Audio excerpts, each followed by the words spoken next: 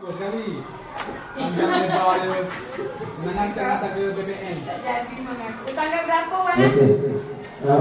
Izin Pak Kepala Sekolah. 23. Izin saya Tanggal 23. presentasi.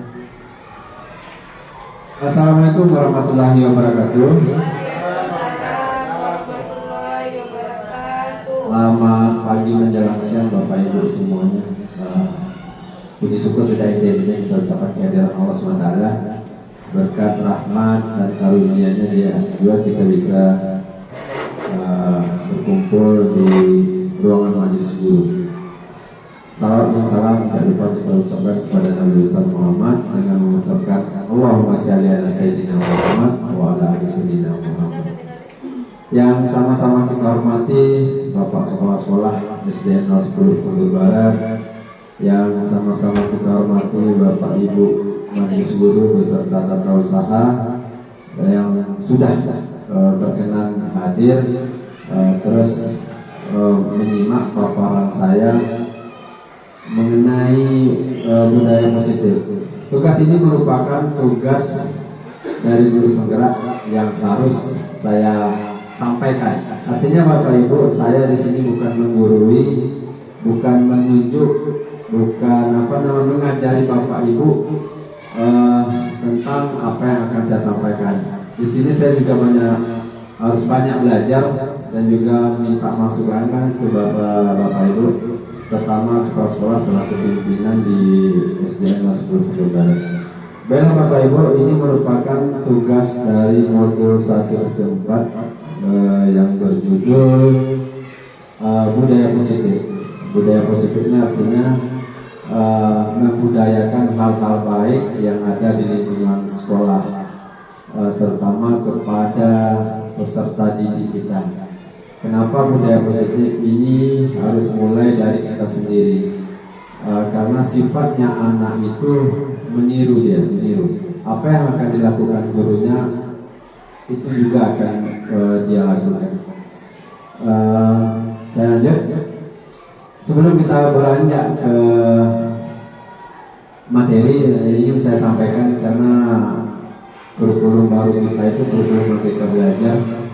Kenapa Merdeka di sini saya kutip dari Ki Hajar Dewantara. Merdeka itu sendiri artinya bukan artinya terlepas dari perintah, tetapi kita mencoba membuat atau memerintah diri kita sendiri. Ini kita kutip pengertian merdeka dari Ki Hajar Dewantara. Ki Hajar Dewantara merupakan bapak pendidikan kita, bapak pendidikan Indonesia. Lanjut, kita melihat dari pengertian budaya positif itu adalah nilai-nilai atau keyakinan-keyakinan atau kebiasaan di sekolah yang berpihak kepada murid kita dan menjadi berkembang. Siswa mampu menjadi pribadi yang kritis, penuh hormat dan bertanggung jawab. Kritis artinya di sini bukan kritis di segala hal. Kritis artinya di sini siswa kita mampu mandiri di bawah bimbingan dan arahan Bapak Ibu gurunya. Lanjut, di sini ada pertanyaan-pertanyaan. Bapak Ibu tidak usah menjawab. Kita mencoba memahaminya sendiri aja. Nanti dari pertanyaan ini akan terjawab nanti di akhir sesi materi. Pertama, bisa kita lihat hukuman adalah sebagai tindakan yang akan mendisiplinkan anak. Kedua, pemberian hukuman dengan hal positif seperti membaca, membersihkan dapat meningkatkan disiplin anak. Yang ketiga, memberikan penghargaan dapat meningkatkan motivasi belajar anak. Ini cukup dipahami aja Bapak Ibu, nanti pernyataan yang tiga ini akan terjawab sendiri oleh Bapak Ibu tanpa saya komandoi, nanti Ibu juga akan bisa menjawabnya, memahami sendiri. Hukuman itu baik apa tidaknya kita lakukan untuk anak didik kita. Terus di dalam penyampaian materi ada tiga hal yang ingin saya sampaikan nanti. Yang pertama yaitu keyakinan kelas. Apa itu keyakinan kelas? Yang kedua, apa itu 5 posisi kontrol? Terus yang ketiga, apa itu segitiga restitusi? Hal inilah yang menjadi dasar saya yang menyampaikan tugas dari guru penggerak, yaitu tugas akhir, tugas dari satu tempat modul 1 dari guru penggerak. Ini akan kita kupas satu persatu Bapak Ibu. Artinya Bapak Ibu, di sini saya mengulang lagi, saya tidak menggurui, tidak mengajarkan, tidak mewajibkan Bapak Ibu. Artinya kembali ke diri kita masing-masing. Apakah hal yang ketiga ini harus kita lakukan? Apakah dampaknya baik atau tak baik dari hal yang 3 poin ini yang kita sampaikan atau yang kita terapkan hari ini? Lanjut. Di sini ada 3 pernyataan tindakan kita sebagai guru. Tidak bisa kita pungkiri hal yang di depan ini pasti pernah kita terapkan, pasti pernah kita lakukan. Walaupun spesifikasinya tidak apa yang ada di depan, setidaknya kita pernah menghukum anak. Dia terlambat, dia tidak membuat PR, bajunya nggak rapi, pasti hal-hal ini sering kita jumpai. Itu tidak bisa kita pungkiri Bapak Ibu. Ini menjadi hal yang hari-hari kita jumpai. Terkadang kita membuat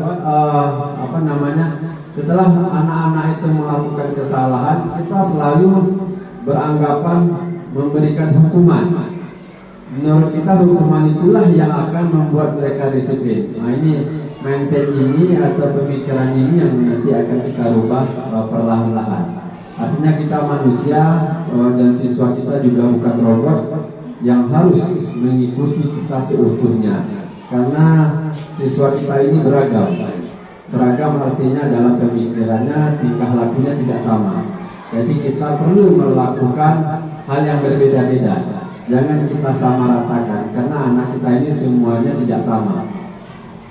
Terus Bapak Ibu, nanti kita jawab apakah hal nomor 1 ini termasuk hukuman ataukah konsekuensi. Bisa kita lihat di slide berikutnya. Ini Bapak Ibu, mencatat beratus kali dengan kalimat saya tidak akan terlambat lagi, itu adalah sebuah hukuman. Lari mengelilingi lapangan, itu adalah hukuman. Terus menggantikan kertas tugas teman yang telah kita coret-coret, itu adalah hal yang merupakan konsekuensi dari apa yang telah dilakukan oleh siswa. Baik Bapak Ibu, ya berlanjut atau kita kembali lagi dari hal apa yang ada di depan sini. Apakah hal-hal seperti ini, hukuman-hukuman seperti ini boleh atau tidak yang kita terapkan ke anak didik kita? Lanjut. Apa sih hukuman itu? Apa sih konsekuensi? Hukuman kita bisa lihat di depan. Hukuman itu adalah sesuatu yang harus terjadi, harus dilakukan oleh anak didik kita. Kalau konsekuensi tidak, sesuatu yang harus terjadi, artinya ada alternatif lain dari apa yang telah kita sampaikan ke anak didik. Ini beberapa hukuman pada dasarnya ini sudah tidak boleh lagi kita berlakukan. Artinya jangan kita kurangi dulu perlahan-lahan. Sesuatu yang namanya hukuman itu kita kurangi ke anak didik kita. Kita lebih memberikan teguran itu yang bersifat membangun. Kalau hal-hal hukuman seperti ini kita buat, kita terapkan ke anak-anak didik kita, mereka bisa jadi akan nongkrong atau dendam pada dirinya. Nah, kita akan mengurangi hal seperti itu. Bagaimana anak-anak kita itu merasa nyaman dengan kita, merasa ketidakhadiran kita itu dirindukan. Jangan sampai kita tidak hadir, anak kita tuh lebih bersemangat, ya senang. Oh, ibu tuh nggak datang. Pada intinya inilah Bapak Ibu konsekuensi atau hukuman yang akan kita terapkan ke anak didik kita. Kita memulainya dari sekarang, bagaimana kita menjadi guru yang dirindukan oleh anak murid kita. Lanjut. Ya, di sini kita bisa lihat apa sih yang menjadi dasar perbedaan antara hukuman dengan konsekuensi. Seperti halnya tadi, hukuman itu adalah sesuatu yang harus terjadi, itu akan membuat murid tidak nyaman, itu sudah pasti. Korban merasa mendapat keadilan murid kita merasa tersakiti, mereka bersikap agresif. Terus sistem tidak akan berjalan bila murid kita tidak takut.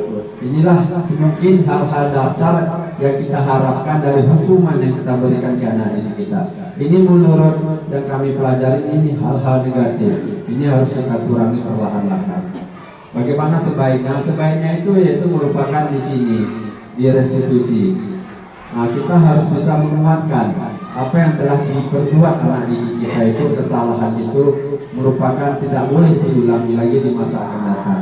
Artinya kita dengan menjas menghakimi anak seketika, kita perlu melirik atau membaca situasi. Kenapa dia melakukan itu? Setidaknya kita memberikan kesempatan ke anak didik kita dengan bahasa-bahasa yang membangun, bahasa-bahasa yang merangkul. Terus Bapak Ibu, ya saya masuk ke keyakinan kelas. Apa sih itu keyakinan kelas? Keyakinan kelas adalah salah satu disiplin positif yang kita terapkan baik itu di kelas maupun di sekolah. Artinya keyakinan ini adalah kesepakatan kita dengan murid atau dengan sekolah. Bisa kita lihat disiplin positif yang bisa kita terapkan dalam membangun budaya di sekolah. Dengan adanya keyakinan kelas, di setiap kelas diharapkan dapat mewujudkan tujuan pendidikan yang berorientasi kepada profil belajar Pancasila. Saya atau kami mengharapkan Bapak Ibu, apa yang telah kami pelajari ini harus ada di dalam kelas Bapak Ibu. Keyakinan kelas ini artinya bukan kemauan kita, artinya kesepakatan kita dengan siswa. Kita ajak mereka berdiskusi, bermusyawarah, kira-kira keyakinan kelas atau kesepakatan kelas yang kita harapkan. Selain kesepakatan kelas itu buatlah konsekuensinya, bukan hukuman tapi konsekuensi. Sekiranya anak murid itu melanggar keyakinan kelas, apa yang harus kita lakukan? Itu jangan kita buat secara mandiri. Kita duduk bersama-sama siswa di dalam kelas, apa yang harus kita terapkan di dalam kelas.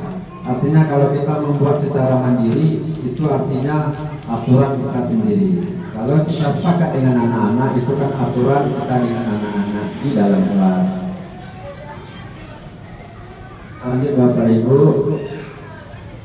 Nah, di sini bisa kita lihat mengapa tidak peraturan saja, kenapa harus keyakinan kelas.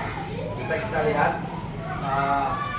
mengapa kita harus memilih menggunakan kendaraan roda 2. Mengapa kita tidak memilih memiliki peraturan 3M, menggunakan masker, mencuci tangan, dan menjaga jarak. Mengapa kita memiliki peraturan harus datang tepat waktu. Bapak Ibu, kita lanjut. Ya, ini salah satu contoh keyakinan kelas atau kesepakatan kelas yang bisa kita buat bersama-sama di dalam kelas dengan siswa kita. Tuh, di sini bisa kita lihat guru dan murid saling menyayangi, guru dan murid semangat belajar, terus meningkatkan rasa kepedulian sesama teman di dalam kelas, berdoa sebelum dan sesudah belajar, aktif di dalam belajar. Ini bisa kita terapkan Bapak Ibu di dalam kelas dengan anak didik kita. Kita berharap dengan adanya keyakinan akan merubah kebiasaan-kebiasaan jelek yang ada pada diri siswa kita sendiri. Kita lanjut. Apa sih perbedaan peraturan dengan keyakinan kelas? Di secara garis besar, keyakinan kelas itu merupakan suatu tanggung jawab menghormati orang lain serta komitmen kita dengan siswa. Bluetooth mode. Lanjut Bapak Ibu, kita pindah ke posisi kontrol.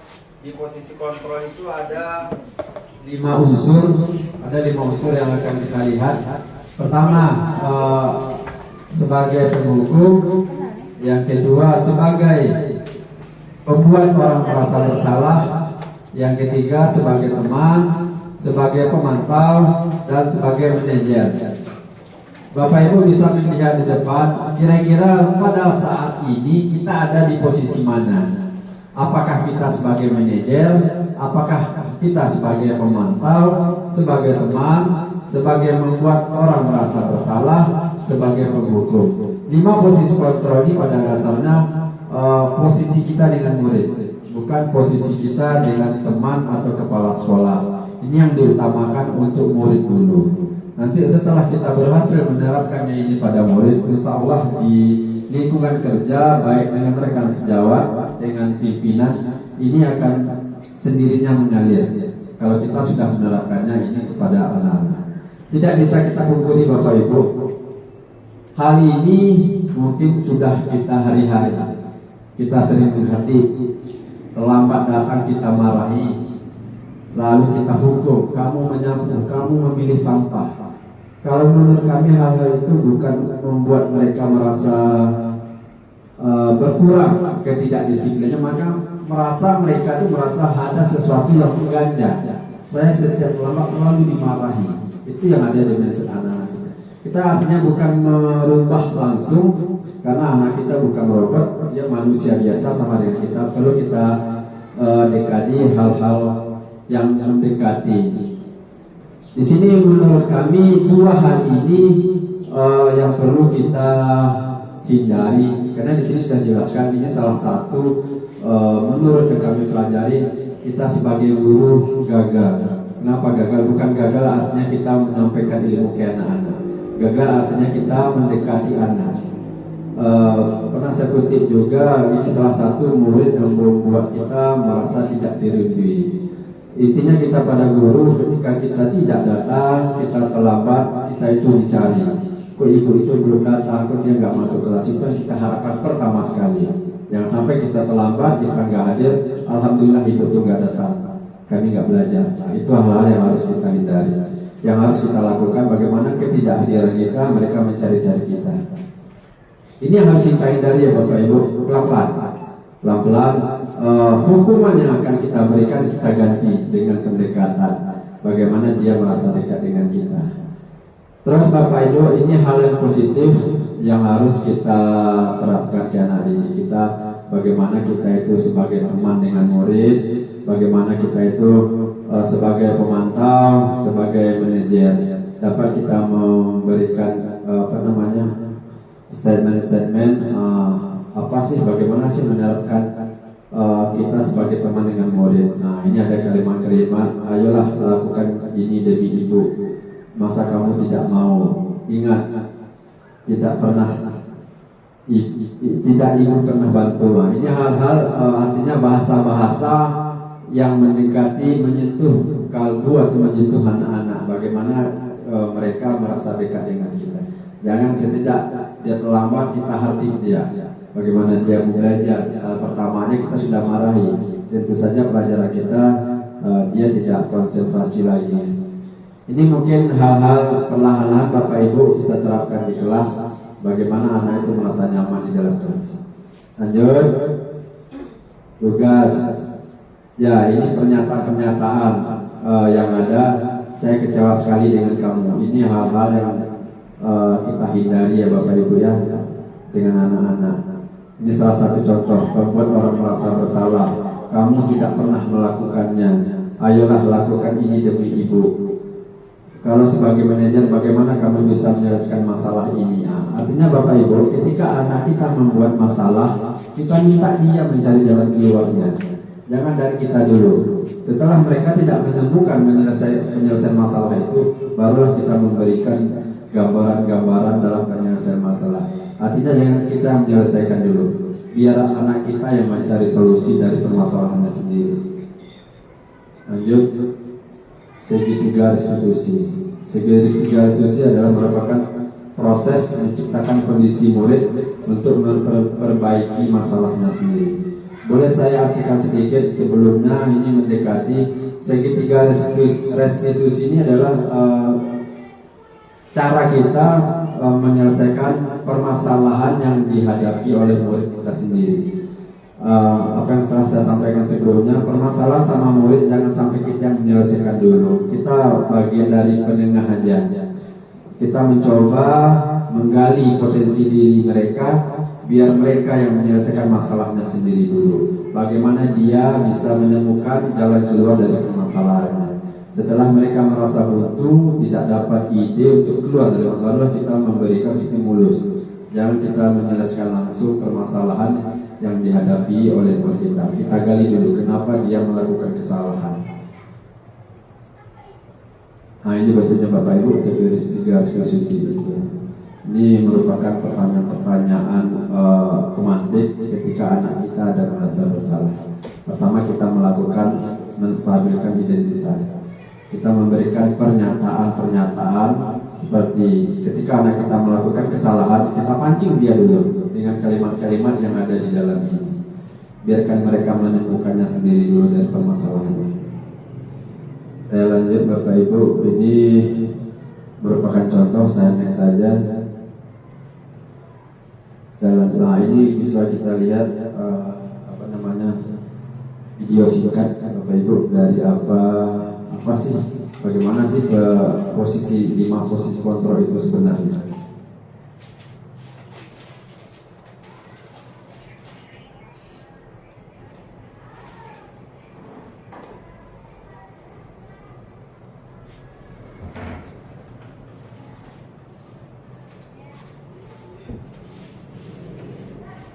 AUX mode.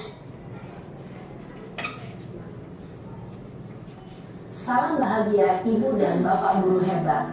Dalam penerapan disiplin positif restitusi, salah satu program yang dikembangkan adalah 5 posisi kontrol. 5 posisi kontrol dalam restitusi adalah proses perjalanan seorang pendidik agar dapat mengenali dirinya.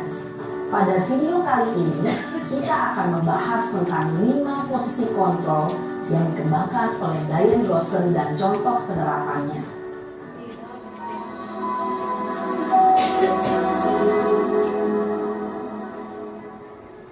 5 posisi kontrol itu adalah 1. Posisi penghukum, 2. Posisi pembuat merasa bersalah, 3. Posisi teman, 4. Posisi pemantau atau monitor, dan 5. Posisi manajer. Untuk lebih memahami kelima posisi tersebut, mari kita saksikan kasus Naren yang terlambat hadir 20 menit di sekolah dan melihat bagaimana kelima posisi kontrol dalam menghadapi masalah tersebut.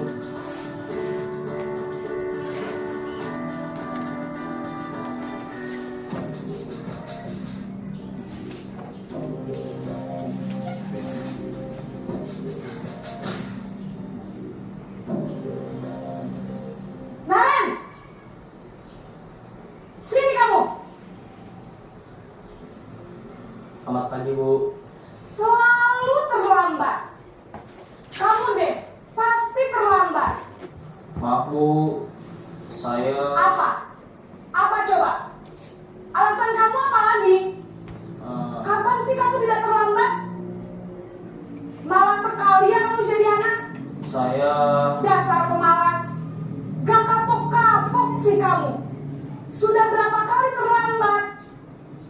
Sana, kamu keliling lapangan basket 2 kali. Kenapa saya harus keliling lapangan basket, Bu? Kenapa? Kamu melawan ibu. Berani-beraninya jawab. Sudah terlambat, masih berani jawab pula. Sekarang, keliling lapangan basket 5 kali sekalian. Biar kapok. Cepat. Pergi sana ke lapangan basket. Posisi penghukum biasanya berbicara dengan nada tinggi, menghardik, menunjuk-nunjuk, menyakiti, dan menyindir. Hukuman bisa berupa fisik maupun psikis. Ibu dan Bapak guru hebat, dampak yang terjadi pada murid ketika guru berada pada posisi penghukum adalah murid cenderung akan memberontak, bahkan menyimpan dendam.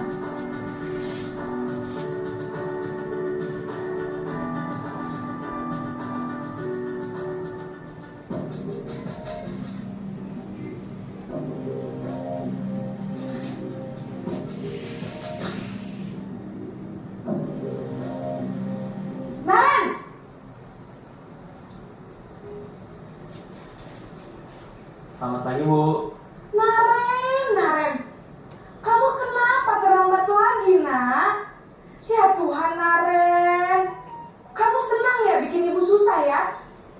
Kalau kamu terlambat lagi, nanti ibu yang ditegur bapak kepala sekolah, nak. Disangka ibu tidak bisa membina kamu. Duh, gimana ini? Maaf, Bu. Duh, Gusti Naren, kamu suka ya kalau ibu ditegur bapak kepala sekolah? Terus, sekarang ibu harus tulis apa yang di buku absen? Ini kamu sudah sering terlambat loh. Ibu harus apa coba? Maaf, Bu. Maaf sekali. Ya sudah, lain kali jangan bikin ibu susah lagi ya, nak ya. Ibu tidak akan kuat lagi kalau kamu begini terus. Bisa jantungan kalau ibu ditegur bapak kepala sekolah. Sana cepat ke kelas. Maaf ya, Bu. Maaf sekali. Posisi pembuat rasa bersalah berbicara dengan nada tenang, cenderung lembut. Namun kata-kata yang diutarakan membuat murid merasa menjadi orang yang gagal. Memandang buruk dirinya sendiri, merasa tidak berharga, dan tidak sanggup membahagiakan orang lain. Ketika guru mengambil posisi pembuat rasa bersalah, murid akan menganggap dirinya yang bersalah dan ia akan menyimpan emosi negatif tersebut di dalam dirinya.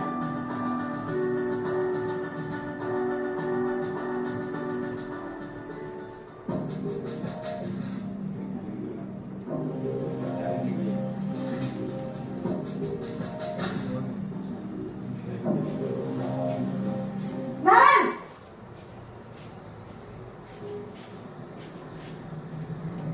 Selamat pagi, Bu.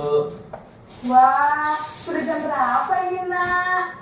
Terlambat lagi ya, sayang. Iya, Bu. Habis ibu saya lupa bangunkan saya, Bu.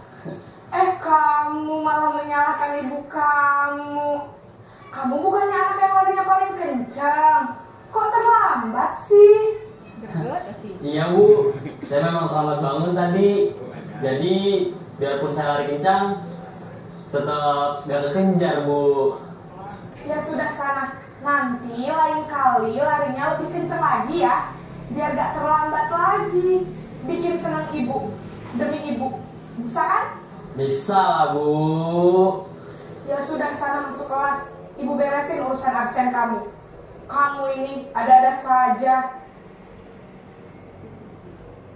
Dalam posisi teman, guru berbicara dengan nada suara ramah, akrab, cenderung bersenda gurau untuk menjaga suasana tetap santai.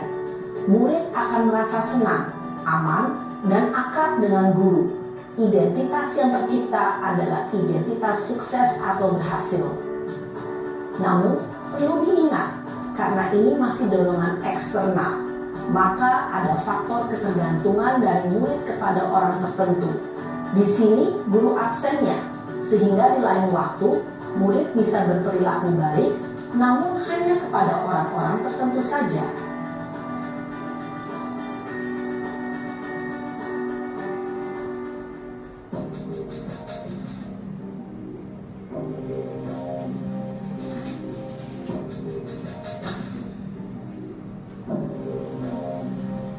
Naren!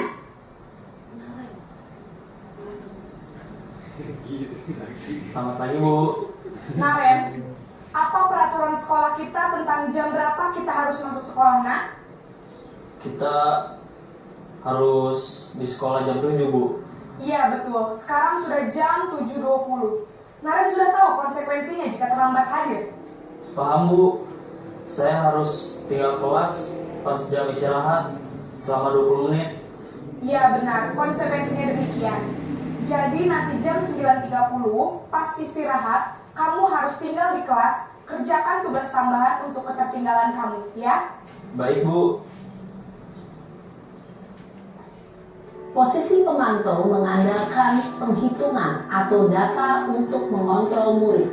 Guru mengarahkan murid berdasarkan peraturan dan konsekuensi. Seorang pemantau menunjukkan bahasa tubuh dan ekspresi wajah yang datar dan cenderung formal.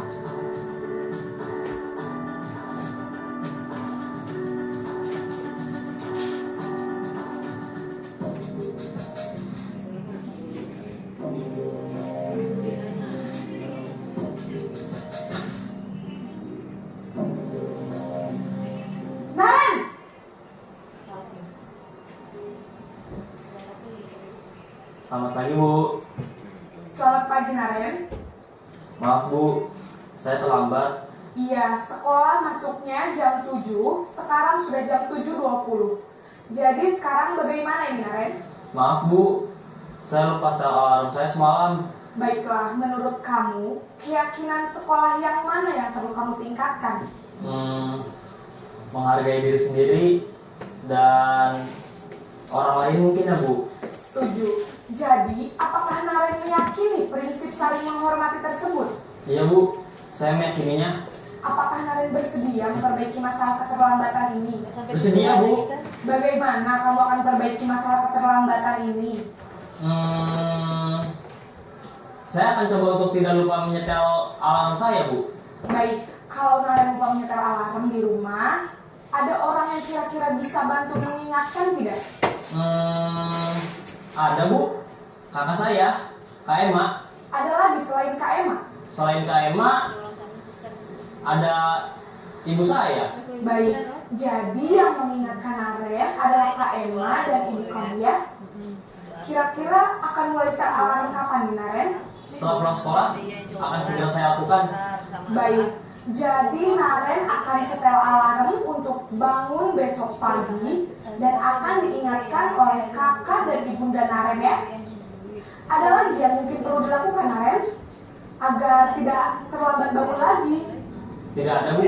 Baik Naren, terima kasih untuk kerjasama kamu. Sekarang kamu perlu kembali ke kelas untuk belajar. Baik Bu, terima kasih. Posisi manajer adalah posisi kontrol yang disarankan untuk membimbing murid memiliki sikap disiplin yang positif, yaitu murid yang mandiri, bertanggung jawab, dan dapat memecahkan masalah. Tujuan dari posisi ini adalah agar murid dapat berefleksi atas tindakannya. Guru akan dengan tulus memberikan pertanyaan-pertanyaan bermakna, sehingga membuat murid dapat belajar dari kesalahannya dan mencari sebuah solusi untuk menyelesaikannya. Ibu dan Bapak guru hebat, setelah mengamati adegan kelima posisi kontrol tadi, FM mode. Bluetooth mode. Oke, demikianlah Bapak Ibu, mungkin sedikit gambaran. Itu mungkin kasus-kasus kecil yang terjadi atau bentuk kasus. Mungkin kita mengalami kasus-kasus yang berbeda, mungkin tidak sama dengan apa yang ada di video tadi. Intinya di dalam video itu bagaimana kita memperlakukan siswa kita saja Bapak Ibu. Ada 5 posisi, di posisi mana kita seharusnya. Itu inti dari video yang ditayangkan tadi. Apakah kita sebagai teman, apakah kita sebagai penghukum, apakah kita sebagai manajer. Itu kita kembali kepada diri kita. Kalaupun 5 hal itu belum kita wujudkan, mari kita bersama-sama melakukan perubahan. Terima kasih Bapak Ibu, mungkin itu saja yang bisa saya sampaikan. Semoga penjelasan singkat ini bermakna, bisa kita ambil hikmahnya. Marilah kita melakukan perubahan. Kalau bukan dari sekarang, kapan lagi kita akan berubah? Salam hormat saya, terima kasih Bapak Ibu, terima kasih Bapak Kepala Sekolah. Saya tutup dengan wabillahi taufiq wal hidayah. Assalamualaikum warahmatullahi wabarakatuh. Tommy boleh di-print kami untuk belajar baca-baca. Boleh sedikit komen?